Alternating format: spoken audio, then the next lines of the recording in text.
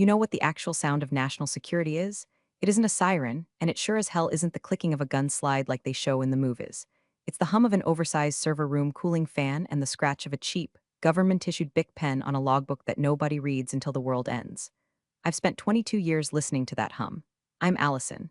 I'm the person who makes sure the doors lock, the badges work, and that when a convoy of black subs rolls up to a research facility in Maryland, the people inside don't walk into a disaster. I'm a glorified babysitter with Yankee white clearance and a mortgage I can barely tolerate. I work, or worked, at a Tier 1 research facility. We handle things that don't have names yet, mostly tech that the Pentagon wants to play with in 5 years. My job title was agent in charge of site logistics and security, which is fancy government speak for the woman who fixes everything while the men take credit. In my line of work, if you do your job perfectly, you are invisible. If a vice president visits and nobody gets shot, nobody trips over a cable, and nobody leaks a photo of him eating a bagel, I don't get a handshake. I get ignored. That's the deal. You trade your soul for a pension and the quiet satisfaction of knowing you're the only adult in the room. Real quick. Before I tell you how I watched a government career implode in real time, hit subscribe and maybe drop a like. It fuels my caffeine addiction and keeps me from screaming into a pillow. We good? Okay, back to the bureaucracy. The problem with being invisible is that people forget you're structural. They think you're just wallpaper. Enter director Bradley. Brad was a political appointee, a man whose resume was written in Comic Sans and smelled like desperation and expensive cologne. Brad didn't know the difference between a secure compartmentalized information facility, SIF, and a broom closet, but he knew how to smile for LinkedIn photos. He looked at security protocols the way a toddler looks at vegetables, an annoyance to be pushed off the plate. For the last 6 months, Brad had been shadowing me, not to learn, but to critique. He'd stand in the corner of my office, sipping a kale smoothie that cost more than my hourly rate, and ask questions like, do we really need physical logs? Can't we just put this on the cloud? The cloud isn't authorized for this level of intel, Brad, I'd say, not looking up from my monitors. And unless you want the Chinese government reading our lunch orders, we stick to the hard lines. He'd sigh, the heavy, dramatic sigh of a visionary being held back by a dinosaur. So analog, Allison, we need to be agile. We need to pivot. I hate the word pivot. It usually means break something that works. Then the nephew appeared, Greg. Imagine a golden retriever that learned how to mine Bitcoin and vape at the same time. That was Greg. He was 24, wore sneakers that looked like spaceships, and had a certificate in cybersecurity awareness from a website that probably steals your credit card info. Brad introduced him as a consultant. Greg is going to help us streamline, Brad said, beaming like he'd just invented fire. Greg looked at my bank of monitors, feeds from 72 cameras, thermal sensors, and perimeter alarms, and said, whoa, can we get this on an iPad? I feel like I could gamify this. My soul left my body. It packed a bag, took the Amtrak to Philly, and never came back. Security isn't a game, Greg, I said, my voice flat. It's a series of redundancies designed to prevent catastrophe. Vibes are low in here, Greg whispered to his uncle. I should have known then. I should have seen the writing on the wall. It wasn't graffiti. It was a termination notice written in invisible ink. I kept doing my job, though. Just last week, we had a soft probe, DHS testing our perimeter. I spotted their fake delivery van 3 miles out because the suspension was riding too low for a floral delivery. I locked the site down before they even put the vehicle in park. Brad was annoyed. You caused a traffic jam, Allison. My lunch delivery was late. I stopped a federal penetration test, Brad. You're too tense. You need to vibe more. I didn't know that vibing was a job requirement, but apparently it was ranking higher than active top secret clearance. I sat in my office, a windowless box that smelled of ozone and floor wax, and looked at the calendar. I had a feeling. You develop a sixth sense in this job. It's like the feeling you get right before a thunderstorm, or right before you realize the milk in your coffee was chunky. The air felt heavy. Greg was wandering the halls with a tablet, tapping at things. I caught him trying to bypass the biometric scanner on the server room door. It's too slow, he complained when I confronted him. It takes like 6 seconds to read my retina. I could code a workaround. If you code a workaround, I said, leaning in close enough to smell the Red Bull on his breath, I will have you arrested for violating the Espionage Act. Do not touch my doors. He ran to Brad. Of course he did. I went back to my desk and stared at the blinking cursor. I was tired, not sleep tired, soul tired. I was tired of explaining to grown men why they couldn't prop open the back door to let the pizza guy in. I was tired of being the bad guy because I followed the laws that kept them out of prison. I didn't know it yet, but that was my last full day of feeling responsible. The axe was already falling. It was swinging down in slow motion, shiny and sharp, guided by the hands of a man who thought security was just an app you download. And honestly, I was about to let it hit me. Because sometimes, the only way to show someone that they're standing on a trapdoor is to pull the lever. The next morning, the summons came. A calendar invite titled Quick Sync popped up on my screen at 8:45 a.m. for 9 a.m. meeting. In the corporate world, Quick Sync is code for execution. If they wanted to talk about budget or schedules, they'd call it a review. Sync means you're about to be unsynced from the payroll. I walked into Brad's office. It was the only room in the building with a real window. Had a view of the parking lot and the Maryland tree line. Greg was there, sitting in one of the leather guest chairs, spinning it back and forth with his foot. He was wearing a hoodie that said Disrupt across the chest. The irony was almost physical. Brad didn't look at me. He was rearranging a stack of papers that I knew were blank. It's a power move. Allison, have a seat. Close the door. I sat. I didn't close the door. I left it cracked 3 inches. Another power move. Allison. Brad started putting on his serious face. It looked like he was trying to solve a math problem while passing a kidney stone. We've been looking at the metrics. The facility is evolving. The nature of threats is changing. It's all cyber now, digital frontiers. We house physical prototypes of ballistic missile guidance systems, Brad, I said. You can't hack a crate of hardware if someone just walks in and steals it. See, that's that old school thinking, Greg chimed in. Not looking up from his phone, everything is data. Matter is just like slow energy. I stared at him. I wondered if I could legally classify him as a safety hazard. The point is, Brad interrupted, we're restructuring the security division. We need a fresh perspective, someone who speaks the language of the future. Greg here has just finished an intensive boot camp in full-stack security management. It was 6 weeks, Greg said proudly. Online. Allison, Brad continued, finally looking me in the eye. You're overqualified for the direction we're going. Your methods are heavy, expensive, we need agile, we need lean. You're firing me, I said. It wasn't a question. We're releasing you to pursue new opportunities, Brad corrected, effective immediately. We'll pay out your contract, of course. 2 weeks severance. 2 weeks, 22 years of service. I had missed my father's funeral because of a lockdown at this facility. I had missed my best friend's wedding because the vice president decided to do a surprise tour. I had given this building my life and they were offering me 2 weeks of pay and a kick out the door. I felt a heat rise in my chest, hot and sharp, like swallowing a lit cigarette. But on the outside, I was ice. This is what training does. When the alarm bells ring, you don't panic, you assess. Okay, I said. Brad blinked. He was expecting a fight. He wanted a fight so he could call security, my security staff, to escort me out. He wanted the drama to validate his decision. Just, okay, if that's the decision, I said, standing up. Who is the acting agent in charge? Who holds the clearance? Greg is taking over, Brad said, puffing out his chest. I looked at Greg. Greg was trying to balance a pencil on his nose. Does Greg have Yankee white clearance? I asked. Does he have his Tier 1 background check completed by the DoD? I have a background check from my apartment complex, Greg said. I'm clean, bro. We're fast-tracking the paperwork. Brad waved his hand dismissively. It's just red tape, Allison. You worry too much about the forms. Greg has the app access, that's what matters. I stood there for a second looking at them. I looked at the live, laugh, lead poster on Brad's wall. I looked at the dying succulent on his desk, and I realized something. I didn't have to warn them. I wasn't legally required to tell them that you can't fast-track a Yankee white clearance. It takes months. It involves men in suits interviewing your third-grade teacher. Without it, you are legally not allowed to be the point of contact for anything higher than a sanitation truck. But more importantly, I realized that if I warned them, they would just blame me when it went wrong anyway. They'd say I sabotaged the transition. All right, I said, I'll clear my desk. Leave your badge and keys on the table, Brad said. Greg will walk you out. I know the way, I said. I walked back to my office. The hallway felt longer than usual. My staff, guards I had hired, trained, and shared coffee with looked at me. They knew. News travels faster than light in a secure facility. Jerry, the shift supervisor, looked like he wanted to say something, but I gave him a small shake of the head. Stay down, Jerry. Don't catch a bullet for a corpse. I walked into my office and started putting my life into a cardboard box. A photo of my cat, a stress ball shaped like a grenade, my favorite mug that said I see dumb people, and then I saw it. My monitor was still on. My Outlook was open. And right there, flashing in the corner, was a calendar reminder I had set 6 months ago. A reminder for a logistics drill that was classified so highly, it wasn't even on the main server. It was local only. Confirm motorcade, ETA Tuesday 10:45 a.m. Today was Monday. The drill wasn't just a drill. It was a red ball event. A full-scale Secret Service walkthrough pretending to be a presidential visit, designed to test the facility's readiness for a POTUS emergency shelter situation.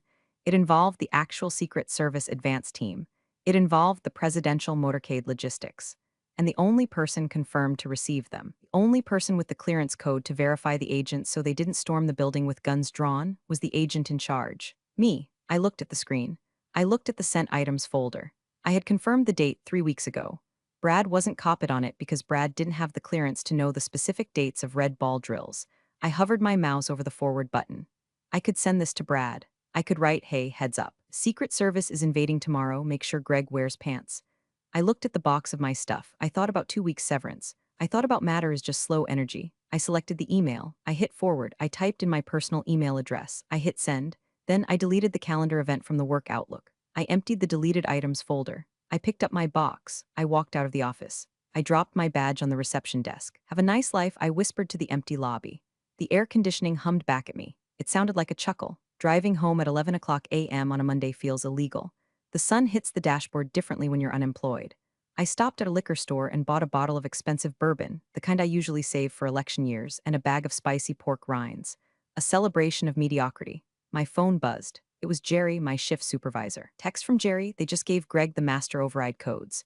He wrote them on a sticky note and put it on his monitor. We're doomed. I didn't reply. I couldn't. Responding would be interference. I was a civilian now. Civilians don't worry about master override codes. Civilians worry about daytime television and what to cook for dinner.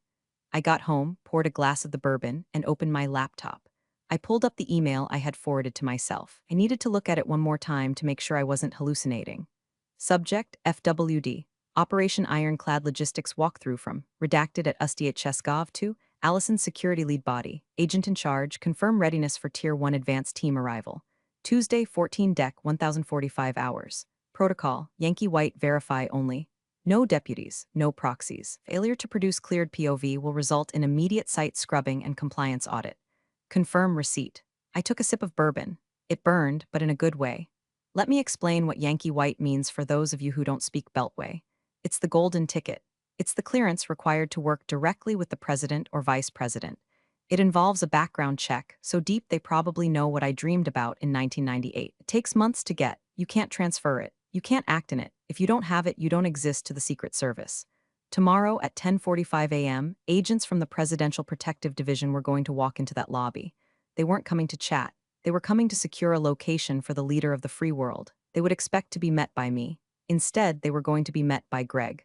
Greg, who thought the cloud was a magical place where Data lived happily ever after. Greg, who was currently vibing in my office. I imagined the scene. I closed my eyes and let it play out like a movie. Brad would be in his office, probably planning a synergy lunch. Greg would be messing with the badge printer. And then, the knock on the door, not a polite knock. The kind of knock that shakes the frame. I felt a twinge of guilt, not for Brad or Greg, screw them, but for Jerry and the rest of the team. They were going to be in the splash zone, but I knew Jerry. Jerry was a pro. He'd see the suits, he'd see the earpieces, and he'd go mute. He'd know the drill. Name, rank, serial number, and point to the boss. I checked my severance agreement. Paragraph 4, Section B. The employee agrees to return all company property and cease all access to company systems immediately upon termination. I had ceased access. I had returned the property. I was following the contract to the letter. If I had called them to warn them, I would technically be violating the cease all access clause. I was just being a good, compliant ex-employee. I spent the rest of the afternoon doing things I hadn't done in years. I watered my plants. I organized my spice rack. I watched a documentary about penguins. It was fascinating. The penguins just marched into the freezing wind, head down, surviving purely on instinct. They reminded me of government workers, only better dressed. Night fell. The facility would be on night mode now. Usually I'd check the logs from my phone before bed. Just a quick glance to make sure the perimeter sensors were green. Tonight, my phone was a brick. No access, no responsibility. I wondered if Greg knew how to arm the night alarm. There was a specific sequence. Panel A, confirm. Panel B, confirm. Toggle switch, enter code. If you did it wrong, the silent alarm tripped and the local police would show up. At 2 o'clock a.m., I woke up to a siren in the distance. I smiled, rolled over, and went back to sleep. It wasn't my siren. Tuesday morning, the day of reckoning. I woke up at 7 o'clock a.m. without an alarm. Old habits die hard. My body wanted to put on a blazer and drive into traffic. My brain said no, we are eating pancakes today. I made coffee, good coffee, not the sludge from the break room machine that tasted like burnt plastic and despair. I sat on my porch. The air was crisp. It was a beautiful day for a federal incident. Meanwhile, 10 miles away, I knew exactly what was happening. Based on Jerry's text from the night before, which I had read but not answered, Greg had decided to modernize the entry protocols. Apparently, Greg didn't like the physical sign-in sheets. Paper is for boomers, he had probably said. So, he replaced the reception log with a tablet kiosk.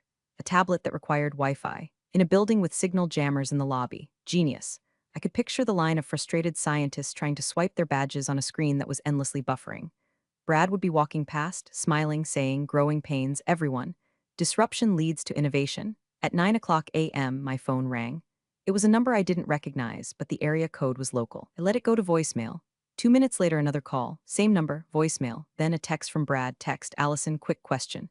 The badge system is acting weird. What's the admin password? The one on the sticky note isn't working. I stared at the text, the audacity. He fired me, insulted my career, and now wanted tech support? I didn't reply. I blocked the number. I poured more syrup on my pancakes. The clock ticked. 9:30 a.m., 10 o'clock a.m. The Secret Service advance team is never late. If they say 10:45, they mean they are parking at 10:40 and entering the door at 10:45:00. They operate on a timeline that makes atomic clocks look sloppy. They would be in stage 1 movement now, leaving the field office. Black Chevys, tinted windows, plates that don't register in the DMV database. 2 agents in the lead car, 2 in the trail car. Maybe a K9 unit if they were feeling thorough. They would have the site profile on a tablet.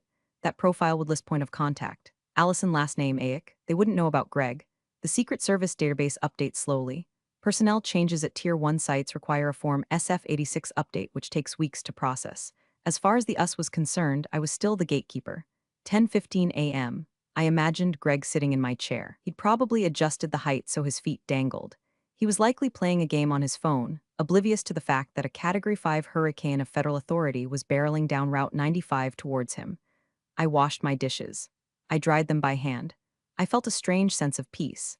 It was the peace of a demolition expert who has set the charges, walked away, and is now just waiting for the thump. Thing about going digital is that it removes the human element. Brad and Greg thought that was a feature. They were about to learn it was a bug. When the Secret Service arrives, they don't want an app. They don't want a QR code. They want a human being with a badge that says I am authorized to know you are here. If they get a QR code instead, they assume the site is compromised. 10:30 a.m. I sat down in my living room chair. I didn't have a camera feed, but I didn't need one. I knew the acoustics of that lobby. I knew how the glass doors rattled when opened forcefully. I knew how the receptionist, Linda, would squeak when she saw a badge that wasn't a standard visitor pass. I took a deep breath. Showtime, I whispered. Let's reconstruct the crime scene, shall we?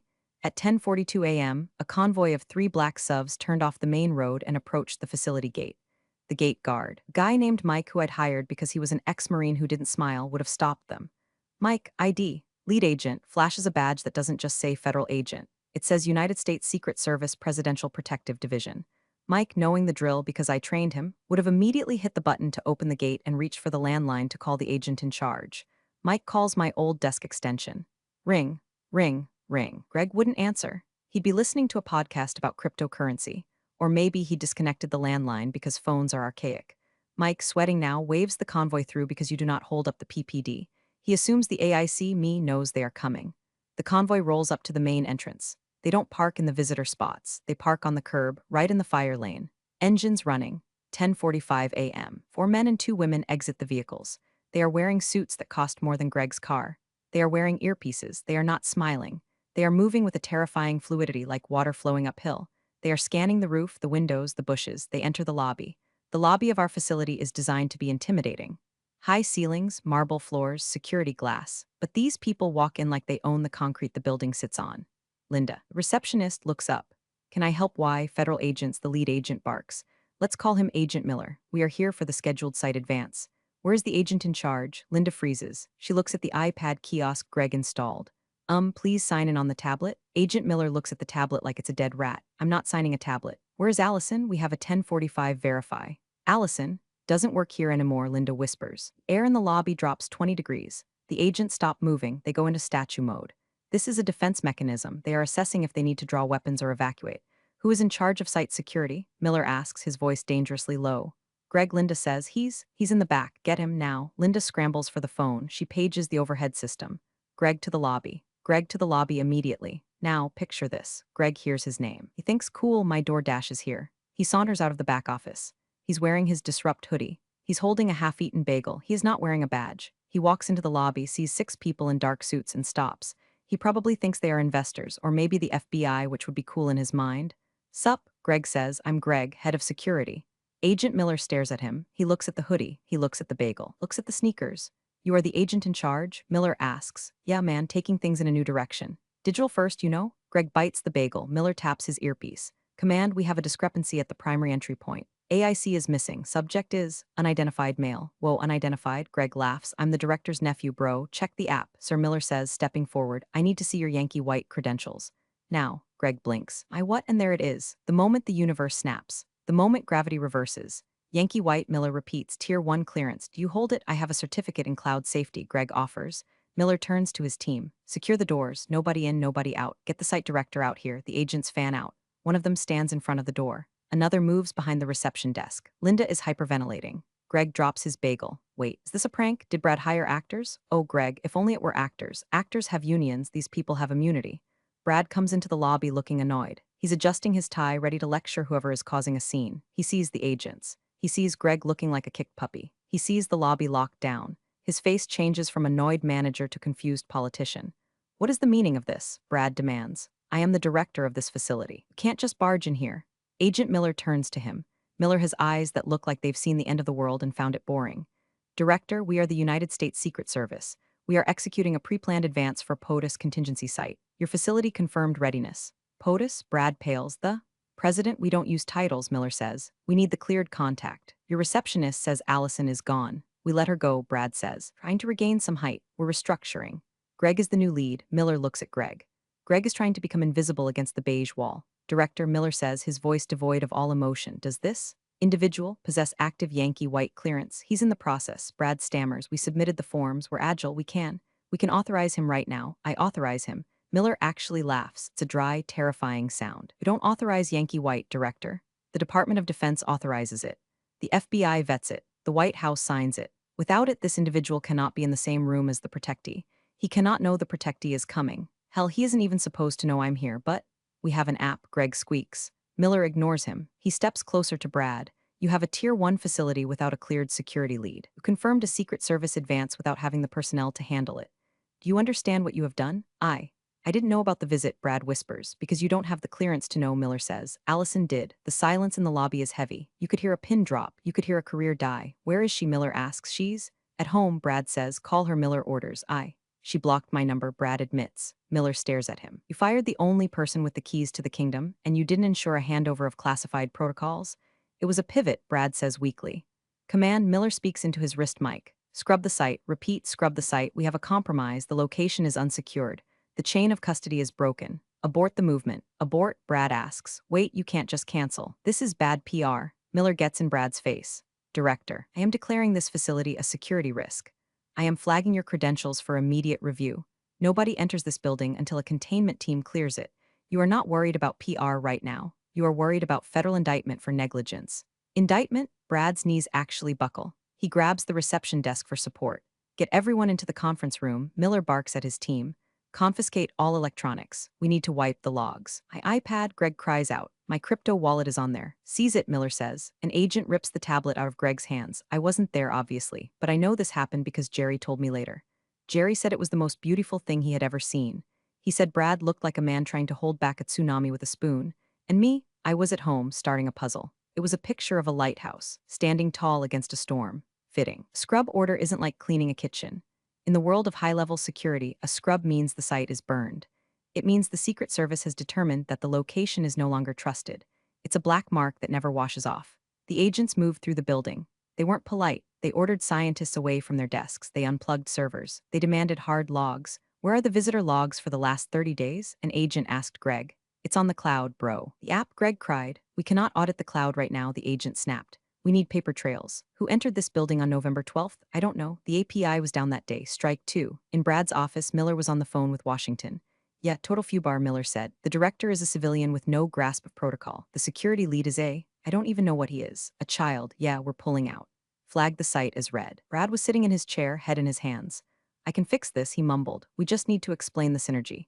Director, Miller said, hanging up the phone. There's no synergy. You breached contract. This facility operates on a DoD grant contingent on maintaining Tier 1 security standards. You just lost that rating. I lost the grant? Brad looked up, eyes wide. The grant was his salary. The grant was the budget. You didn't just lose it, Miller said. You set it on fire. Meanwhile, the staff was in the cafeteria, guarded by an agent. Jerry texts me again, hidden phone. Text, they are seizing hard drives. Greg is crying. He literally asked if he could call his mom. The agent told him to sit down and shut up. I love you, Allison. Marry me? I chuckled. The chaos continued for hours. The Secret Service doesn't just leave. They document the failure. They took photos of the unsecured doors. They took photos of the sticky note with the passwords. They took photos of Greg's disrupt hoodie. They built a case file titled Gross Negligence and Failure of Command. By 2 o'clock p.m., the visit that never happened was over.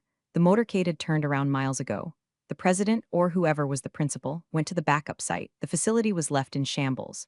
Brad tried to leave his office. I need to call legal. You sit there, Miller said. DHS Internal Affairs is on their way.